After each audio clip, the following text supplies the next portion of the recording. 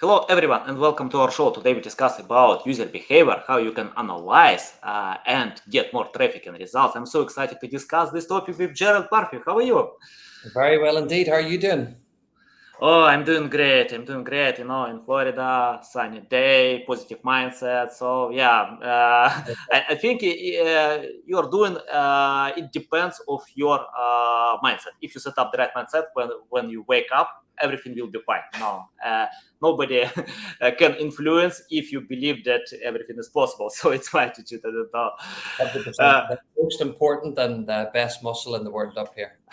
Totally. I'm so excited to get in my show because I know about SimilarWeb. It's my first tool. I remember when 10 years, I don't remember exactly the time, probably 5 or 10 years ago. It's a lot. When I found this feature, when I set up on my extension and told my clients, I know your traffic, I can analyze where you get this traffic. Wow, it's impossible. No way. And, for some time, of course, we have a lot of other features, many other great tools, but on SimilarWeb, it's a must-have today because you can get a lot more than other tools. Before we start, just tell more about your experience, background, and share about SimilarWeb because you mentioned that you have new features are coming. It's interesting to know about them.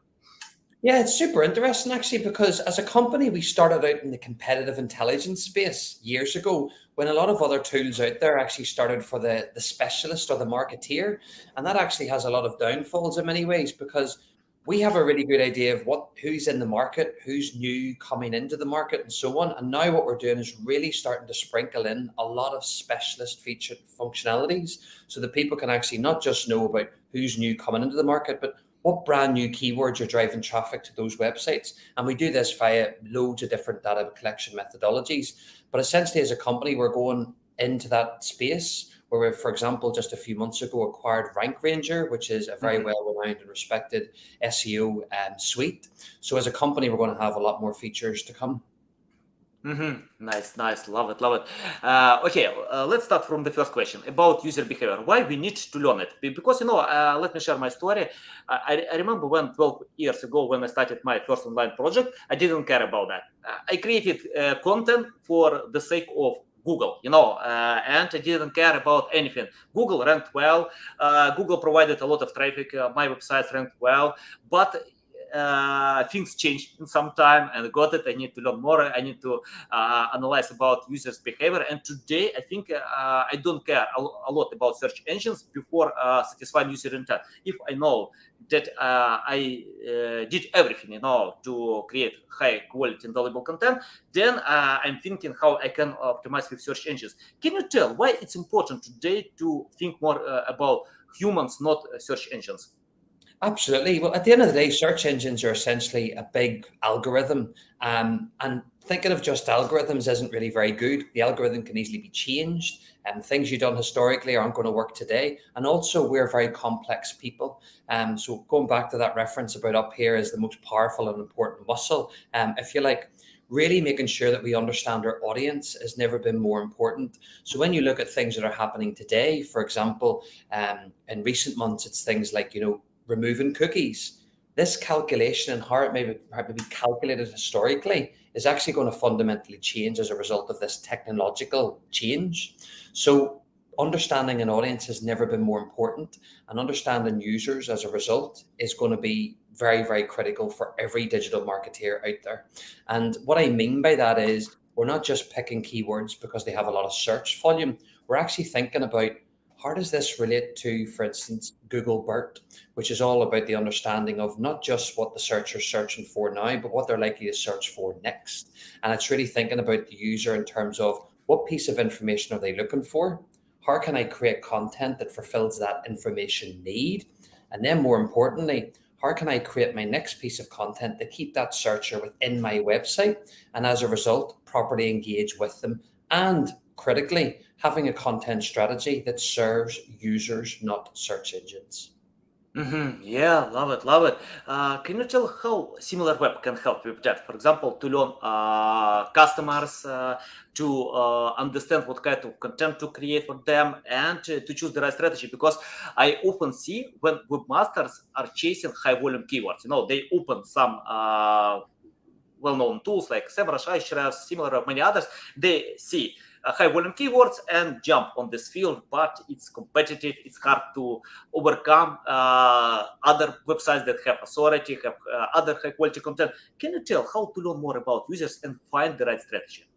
Well, the first thing is to make sure you're looking at the right database. And I don't want to sound patronizing or oversimplifying the problem when I say that, but you need to be looking at on-site search data essentially. So on the SimilarWeb platform, we have this thing called Keyword Generator. And essentially what it does is looks at Google, Amazon, and YouTube as three completely separate engines. And the reason why it does that is there's three completely different databases behind each one, because what we're doing is looking at what keywords are people actually using on each of those engines. Now, as a result of looking at that, it helps brands to create an integrated search strategy. That's to say, they're actually thinking about what people are searching for on Amazon, Google, and YouTube, so that they're not just, for instance, creating a piece of content to rank on Google, turning that blog post, for instance, into a video and putting it on YouTube. That is a really old school way of doing an integrated search strategy.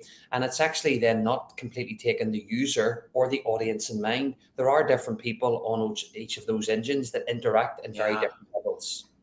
Yeah, exactly. I remember when I decided to set up my user behavior, when I decided to find a new paid marketing channel, I analyzed audience on YouTube and decided to create this marketing campaigns by using this data.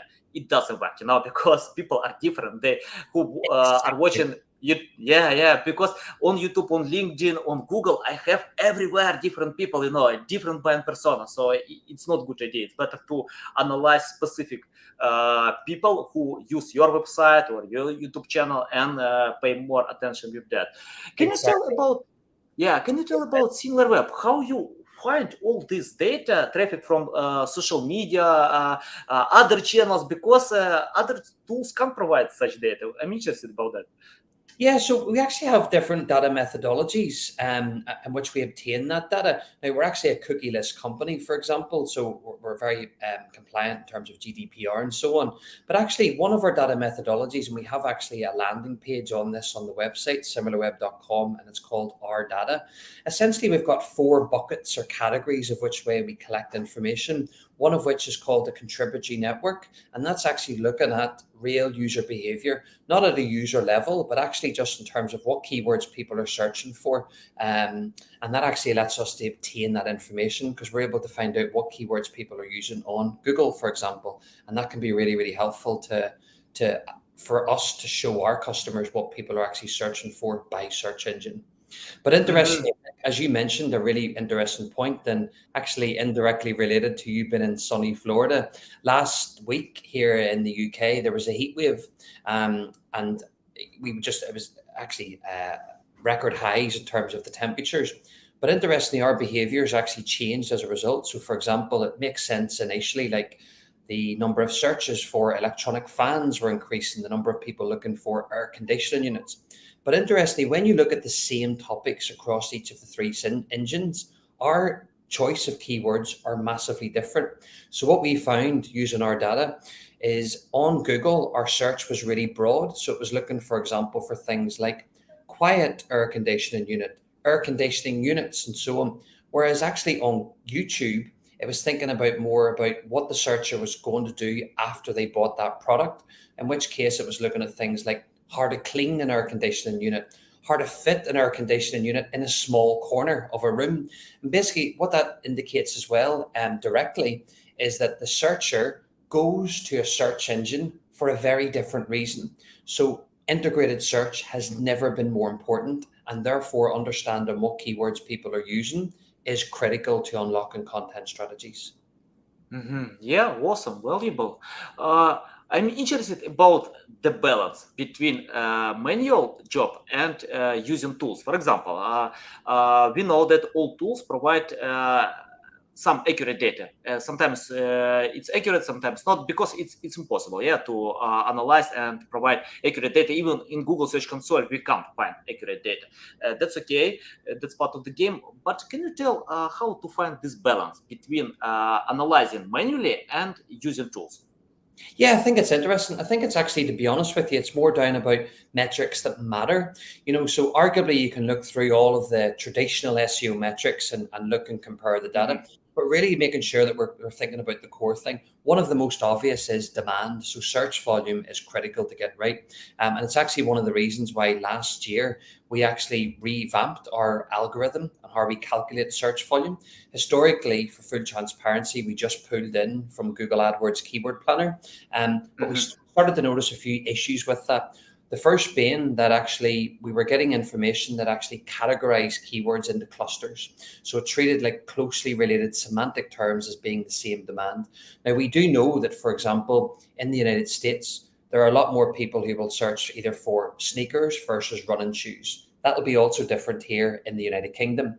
And actually, looking at semantics is really weak in that way, because there are times when, of course, they're looking at plural versus single keywords and saying they're the same demand. It doesn't really change the strategy. But when fundamentally the way people search for a query, in this case, a type of shoe, a sports shoe, that can really help you in terms of what content topic do I want to own, and therefore how can I actually own that. So knowing that accurate search volume is critical. And then, of course, making sure that that's fed into the content strategy. Yeah, love it.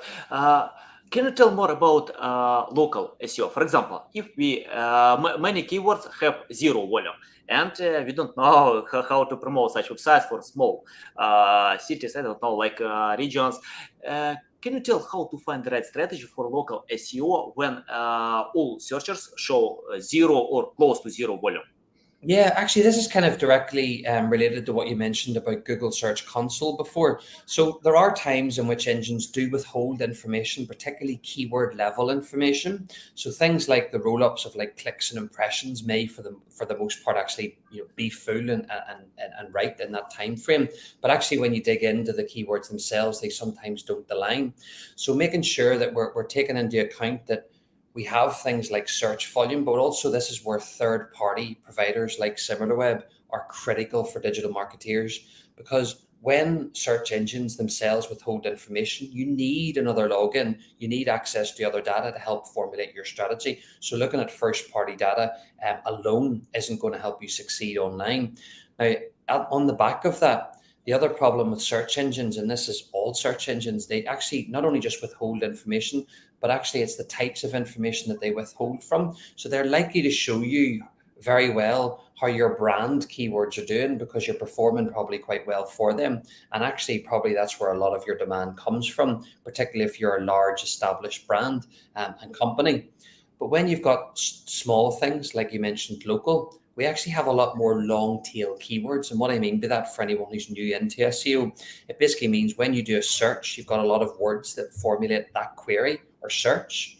And essentially, when you start looking at the data, and this is where third party providers are really brilliant at that, you want to make sure you're developing your long tail keyword strategy, because there's actually a lot more voice related queries. In the case of local, it's things like city names. It can be even things like around attractions. So things like monuments and so on. And actually even as simple as a zip code or a postal code. And essentially Mhm. that's actually locking down a particular location. And then on that, you've also got the reverse, where you and I and everyone are actually overall really bad searchers. That's to say, we don't really think about and plan a search. We just go and do it anyways. And as a result, we don't really think about what keyword strategy we want to do. So we have a lot of reformulation of queries that happens all the time. But critically for us, we start to do a search and actually start to refine it and improve the actual quality of that. And that same goes for local. And that's why there's, roughly speaking, two types of local SEO queries. You've got implicit and explicit. Implicit is when you're in a city, for example, and you do a search for something like hairdressers or barbers. What the search engine is trying to work out and give a balance of local content versus information about this as a topic. Explicit, on the other hand, is literally where you're looking for something like hairdressers in city name. And that's kind Mhm. of then helping direct the search engine into what types of content and search features should they show. So in answer to your question, long tail is a big difference when it comes to local. and also making sure you're very well versed on the different ways in which people can ask for information, including, for example, slang language of a street or road name needs to be factored into local content. Yeah, and I remember from one study that 80% of all sales are coming from long tail keywords. 80%. So if you are chasing high volume keywords, it's hard to overcome big brands, popular websites.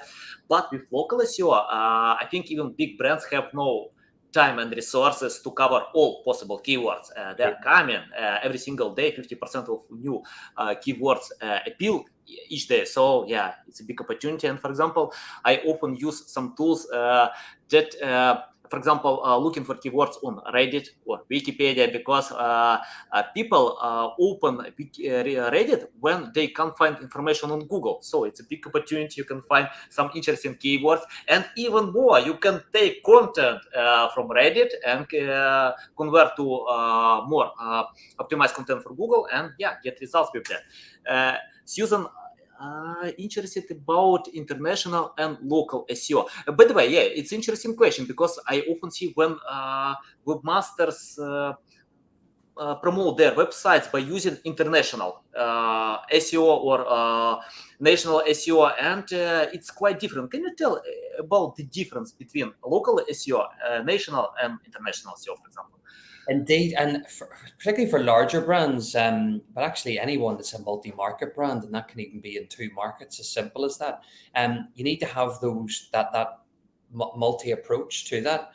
So the way it is making sure that the data is directing the strategy. So it's not just going out there and thinking, oh, I've been in this industry, I know this industry. Yes, that helps, but that helps in terms of what things should we be looking at, what should we investigate further. But actually, it's making sure that we're thinking about what's the search volume demand, what way do people search on-site search, for example, by search engine within that market. How does that differ market by market? And that then helps you to create that national strategy. Now, internationally, we also want to make sure we're doing the brilliant basics here. So a question that's fundamental to large brands is making sure you've got standardization of which keywords you track. So what I mean by that is you want to make sure you're able to answer simple things like, for example, how big and how successful is my brand doing globally? To answer that question, you need to be looking at the same branded keywords that are translated as well in some markets that don't have the same language. And actually, they're also standardized. So if you work, for example, for a large, big coffee brand, you would want to make sure you're tracking your brand name across all of those markets. On the flip side, you want to start to find out how well is the opportunity within each of those markets nationally, but on an international global level. So to do that, you want to be tracking more generic keywords like, for example, coffee machines, coffee accessories, those types of terms. And what that allows you to do is to find out which markets have the highest demand for those keywords, including, of course, in, for example, Bahasa in Malaysia, for instance, or indeed Vietnamese in Vietnam. And what that's allowing brands to do then is to work out where is the biggest opportunity from a brand perspective. That then can help feed in and direct what the local national strategies are. And then local, on the reverse of both of those strategies, needs to be hyper local. And by that, it needs to be super specific to that market and nowhere else. Now, to do that, you also need to utilize an international team. And when I mean that is, it's making sure you've got, for example, the technical abilities to create, for instance, store directories at a local level. So this is where the international global teams can help and support local markets. So things like, actually, do we have a business profile from a search engine? Do we have the ability to create local content? Can we publish new pages, for instance? And that's where you can bring in the international teams to support local. But really, those teams are very different in terms of the content that's being produced. So in answer to your question, there's 3 ways in which you can do that. Yeah, and you mentioned many times about brand. Can you tell how it's important to create strong brand recognition? For example, SimilarWeb is a huge brand. I think all SEO specialists know about SimilarWeb. If I ask my wife, she doesn't know about similar web. My son, he knows only TikTok, and how Neymar can play football, that's it, for him, But all SEO specialists know about similar web. Can you tell how it's important for other websites, for example, SMBs, to create strong brand recognition today?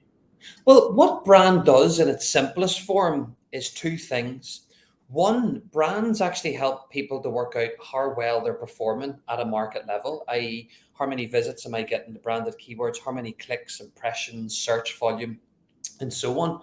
But it actually really effectively opens up the question of not just looking at my performance, but how I compare in the market. So let's say, for example, you work for a sports company. I would want to be looking at things like Nike versus Adidas versus Reebok. Yeah. What that allows me to do is if I work for one of those brands and I know there's another brand from a branded keyword perspective that's doing much better than me, and whether that's search volume, because that shows there's more interest in that brand, whether that's things like estimated traffic from those brands, that actually helps me to start thinking about, okay, if I increase my own website's performance by 5% year over year, that's not necessarily a good thing. If there's some competitors in the market have been increasing at 10, 15%. So what branded keywords allows companies to do is to really start sprinkling those types of insights in a really easy, understandable way so that you can actually try and evangelize the channel and try and drive forward strategy and change within the organization. Love it, love it. Can you tell about covering a buying persona? Because, for example, if a blogger creates content about sporting events, I think sporting shoes are not related to blogging because it's e-commerce content. If you search on Google, you can find many options how to buy sporting shoes. And but I often see when e-commerce websites are trying to cover some I don't know, like the top of the funnel by creating e-commerce content, not for a blog. Of course, it's important for a blog because you need to explain how to use it, why, how it can help, how it can decide your problems and something like this. Can you tell about finding the right strategy covering a buying persona? I think, well, e-commerce is actually quite unique in the sense of automatically it's about scale.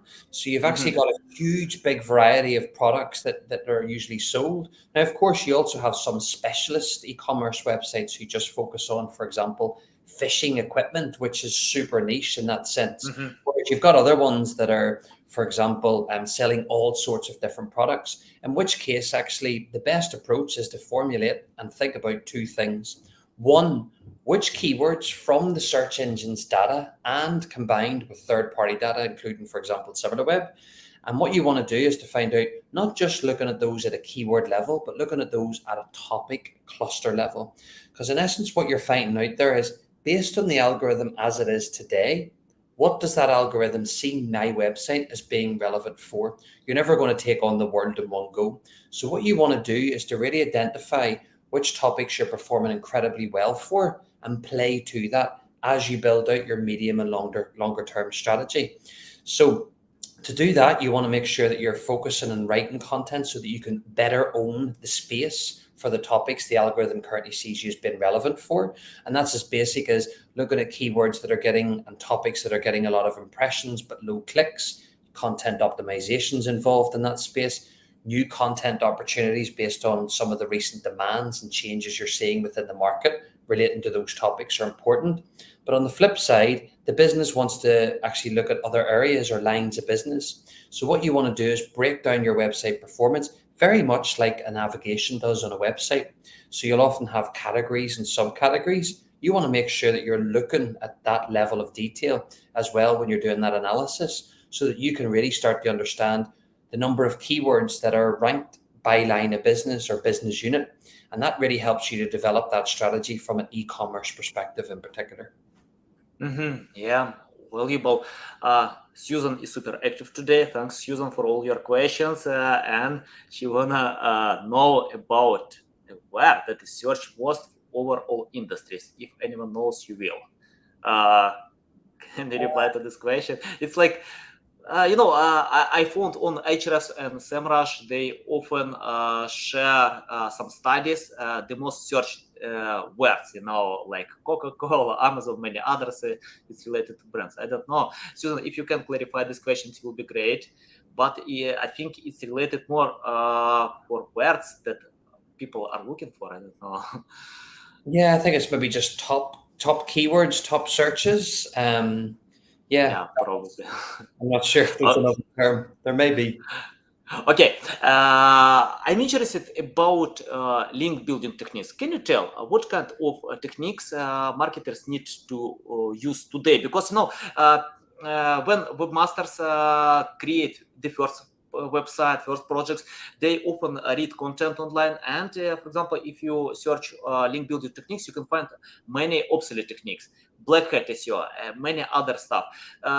Can you tell how to find the right link building strategy when we have, I don't know, the endless of these link building techniques, and it's better to avoid black hat SEO because I don't know. I know that some people can get results with that. That's good for them. I don't want to criticize if it works. Okay, just do it. It's your choice. But for me, it's better to use white hat SEO because it's not risky game. You can go ahead and it works well. Why I need to use black hat if white hat works? Can you tell how to find the right strategy today? Indeed, and this is actually further reinforcing the need for third-party tools. And actually, Ahrefs and Majestic actually are two of the more tools when it comes to backlinks. And essentially, that also establishes that we've talked so far about keywords themselves, but actually, when it comes to backlinks, forget first-party data, just look at third-party data. There's no really combination as such of the two. So first of all, before we go into like off-page, I just want to take a step back because I do think it's still really important. When you're looking at backlinks, it's not always about getting brand new links into the website and analyzing that all the time. Making sure that you're maximizing your pages that you already have that have really good EAT content. And the best way to do that is to review your internal link structure. So you're going to have some really powerful pages. You want to make sure that before you're even looking about your other off-page strategy, as part of your off-page strategy, continually look at your internal links. That actually passes acquisition down. I'm going back to one of those examples referred to earlier on, where you've got those specialist topics and you're writing more content about them and so on. Equally, making sure when suitable, you cleverly internally link to another piece of content to get that searcher into your website through a keyword. But also, when we mentioned earlier about Google BERT, for instance, thinking what's going to come next. If you've got a content that is thinking about that, what's next, and it's really well produced and completely unique to what else is out there, link to it. That'll actually help pass authority. And equally, indirectly, the search engines are also able to work out that actually this website is a specialist in this topic. And in fact, it even links out to. On the flip side of that, also be thinking about who else on the web deserves a star rating, if you like. That star rating is you externally linking out to them. So going back to another random example, if I had a specialist leather shoes store that's local to one city, actually a really good link for me to have is to link out to a quality leather company. Maybe it's one of my, for instance, suppliers that I'm really happy with, because that person and searcher equally is maybe going to be interested in learning more about the materials of your products that you sell. Now, in direct answer to your question, the official guidelines across all engines are never build links with the view of, essentially doing link building. Content needs to be earned. But that is true, but it's making sure we're amplifying our content. So it doesn't just help you gain links, it actually can even help that content be found. So for example, Twitter and Google have an agreement whereby actually when you share a URL on Twitter, Google will index it. So it's not just about amplifying that content, it actually helps basic things like indexation or content being found. And that can be really important. But what you want to be doing essentially is to think about different formats of content. People are fed up with the same old thing. Like you and I, if we go on the websites and we see loads of blog posts, for example, we're probably thinking, oh, I don't want to read anymore. You become exhausted, information overload. Whereas imagine you went onto a website and you saw something completely different. Now, by completely different, it can mean many things. Like completely different in the level of research that was done and analysis to the content itself. It could even be completely different in essence to the design, or even on the flip side, the performance of it, things loaded really quickly and so on. So making sure you're doing things differently. Now, the trick with content is to make sure you're not just doing it for the sake of doing it, i.e., you're not adding to the noise that's already out there. So one thing I say and like to reinforce all the time that I can is don't be just creating 3 blog posts a week because your competitor does. You're adding to the noise. What gains you backlinks is when you think about what you're producing, you're amplifying it and letting people find and see it, including engines through indexation. And you're shouting about little snippets of that content all the time for it to continually to be seen. And as a result, people will naturally share it. And as a result, those people who actually have websites, webmasters, may link to it. Now, this actually brings us on potentially to the future of backlinks. I do believe backlinks soon will actually not really factor into the algorithm. And that sounds quite bold for me to say that now, but it makes sense. In many ways, backlinks are for the most part now created by people who are on desktop devices. The world overall is slowly moving towards mobile. We technically have the ability to do so, but you won't really create a backlink on a mobile phone. Who's going to log into a content management system, write the code in such a small screen? So backlinks actually are now primarily designed for desktop devices. The industry overall is shifting towards mobile. Now, what that also shows is not just device and the influence of the device. It actually comes back to one of our questions we mentioned before, which is all around audience. SEOs as a community and technical people create a lot of links. So engines may well, and again, this is years away, will, I believe, one day start to, and that's probably why there's been a lot more algorithm changes recently. They're trying to work out, if we remove this as a metric, how can we still keep really good, high quality results? Because at the end of the day, there is going to become a point in time, whether that's everyone goes on to apps and so on, there's going to become a point in time where backlinks are going to be much more skewed to the SEO and content communities. And as a result, does that actually make sense for us to really heavily factor in to our algorithm? You unhided my loving methods, really, because I think interlinking is the best link building strategy, because you own this channel. You own this channel. You can, I often see when someone publishes a new post on blog and don't interlink from other posts. Why? You can earn these backlinks just, I don't know, for 5-10 minutes, to submit them. I think link building is important, but it's not the final stage and decide all the problems. In most cases, you need to pay more attention with creating high quality content, valuable content. And I love it when you mentioned about differentiate your strategy from competitors. If you replicate them, why you need to overcome? By the way, I don't like the strategy. You need to learn your competitors, analyze, and find how they get results. Do the same. Why? You need.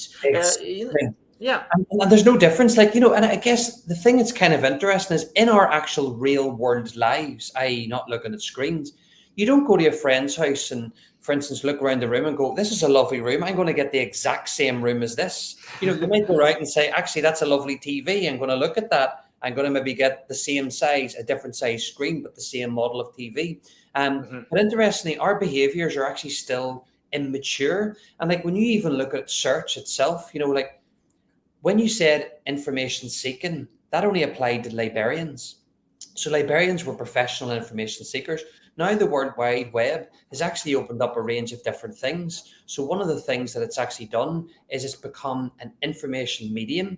And also off the back of that, it's become a potential channel for distribution. So basically the World Wide Web has opened up those two things. Now, it's opened up an information medium where people are now starting to evolve things like what keywords people use by website and so on.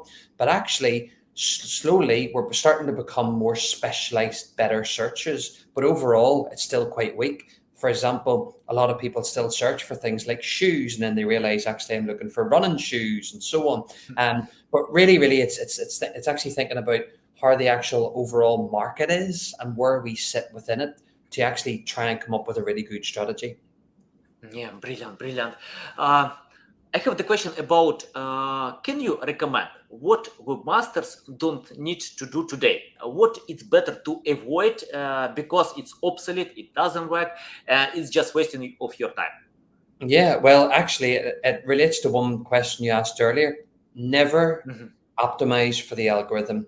Mhm. Yeah. Interestingly, when Google PageSpeed with Core Web Vitals was released, for some reason the SEO community went insanely buzzing about PageSpeed. Now, yes, it's good for the user, but at the end of the day, it's a very small part of the algorithm. And there's no reason why you have a whole web development team of one or more people that is completely, for the most part, dedicating their time to look at the latest algorithm update. That's not going to help. Things like internal links, things like fixing 404's broken pages are still fundamentally important. Even more important is things like redirect chains. Really, really critical to be continued to fix the brilliant basics and the common things that's wrong with your website. That's the first thing. The second thing is don't chase the algorithm, and certainly don't become obsessed with the latest updates that are out there. If you continually doing that, you're never going to, first of all, formulate a technical strategy. Secondly, you're never going to get anything completed because there's always going to be something else out, either confirmed or unconfirmed from tools like, for example, Rank Ranger. And actually, that's impacting negatively your performance online. So we need to move away from those two things wherever we can. Yeah, I remember when Jeff Bezos proclaimed many businesses are obsessed because of competitors. Amazon is obsessed because of customers, So yeah, if you chase, it's the same, when you are trying to satisfy Google at the It's time. Yeah, you can satisfy user intent. And Google serves human beings. Yeah, we need to satisfy them. completely. Yeah. That actually brings us on nicely in terms of, like, when people struggle to get technical things implemented, what can they do? Well, you mentioned competitors. Literally Mhm. compare your performance against the competition. Now, of course, the websites aren't going to be, for instance, the same size, which has a massive impact on technical SEO. I.e., if you've got a website of 1,000 pages, but you're looking at a competitor that has 50,000 pages, you need to actually boil that down to a ratio of problems. So, i.e., how many broken links do they have versus us, and bring that down to your ratio so that you can really balance that metric out. And what that allows you to do is to develop a business case internally to say, we have these common issues. The market is or isn't experiencing these. We can lead the way, or actually we need to overcome this because we can stand out from what else everyone else is doing incorrectly in the market. And those two things can also help you to progress with technical SEO. Yeah, love it, love it. Uh, I have the question about the future of SEO because you predict one time in our conversation what kind of future can you see. What do you think about? Because many things are coming, like metaverse, Web 3.0. What do you think? What kind of future will be? Because we often see online or hear that when people proclaim that SEO is dead. I disagree, of course, with that because I think SEO is alive, and right now I can see SEO is growing. Search traffic is growing, and it will not be dropped in one day without any traffic. Yeah, it takes time to change behaviors. Even when new things are coming and can replace SEO, it takes time to change behavior, and we have this time to adapt new challenges. What do you think about the future of SEO? It's shiny or not, and where masters need to pay more attention today to satisfy this future? Absolutely. And actually, really interesting question. I think, in short answer to your question, fragmentation. So, the way in which we go to search and the engines we choose, like your son going on, for example, TikTok is probably their default, is in essence thinking about what happened 100 years ago. So, 100 years ago, in most cities around the world, there was a library, there was a community center, and that was Yeah. ways for people to obtain information. In today's world, that's dominant search engines essentially. Now, what's happening is more and more people have the ability to have access to information. And as a result, that's actually causing fragmentation of search. So building integrated search strategies is critical for the future. So going away from looking at a search engine that's dominant in your market and moving towards, how can I think about my content strategy in terms of digital assets and the content I need to create per asset, for example, videos, maps, reviews, and so on. And actually then starting to think about how people interact with each of those different engines that may even specialized in one of those, for example, YouTube for videos. Then what you want to do is, when you've got that integrated search strategy approached, you want to make sure that actually you're starting to think about how you can maintain your digital strategy for the other engines without actually looking at a brand new shiny tool, for example, TikTok, and becoming obsessed, but ignoring what you're doing or been doing on the other engines. So going back to the short answer around fragmentation, it's also making sure you've got as well and maintaining quality when you're doing that fragments and adding more engines to your workload. Yeah, and I have the final question, but Mariam wanna know about digital marketing strategy. Let's unite my question with Mariam question. I wanna know, can you tell what kind of benefits can I get by using similar web compared to other well-known tools? And let's unite with digital marketing strategy. How I can do it by using similar web, create a digital marketing strategy.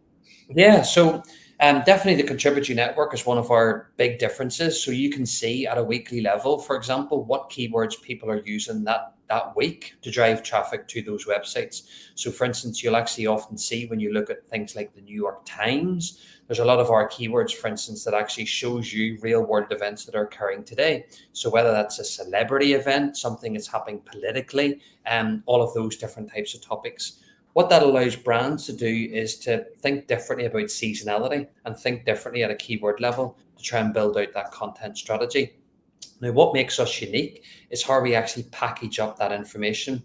So we have, for example, hybrid search volume, which is a unique metric to SimilarWeb. It's extremely way more superior than what else is out there in the market, because it actually has that level of accuracy because it's based on what keywords people are actually using at market level. And then what we do is we repackage that information up into, for example, keyword generator, which is all around on-site search. So looking at keywords across Amazon, Google, and YouTube individually, and then actually looking at that even as an industry level. So we have, for example, the ability to very quickly see what's the top most searched for keywords at an industry level, what's brand new trending, what's actually trending month over month, which keywords have come brand new into our database, all of those things. So in answer to your question, one strength of SimilarWeb is keyword research. So content and SEO should definitely be using it for keywords. Thanks, Gerald. It's a big pleasure to learn from you, to get all your valuable insights. Tell our audience how they can reach out to you, learn more about you, follow you. Indeed. So I'm on Twitter at Gerald Search. Feel free to connect on LinkedIn. You can also find us on similarweb.com and on the social media profiles of SimilarWeb itself. Yeah, guys, you can find all these links in the description below. Listen to us on Apple, Google, Spotify. Thanks again for your time. A big pleasure. Welcome back anytime, because you share a lot of valuable insights. I see, when marketers can share a lot, that means they have a shiny future, because without value, it's hard to go ahead. So yeah, as we do, just to share value as maximum as possible. Okay, guys, thanks for listening and watching us. Thank you so much indeed.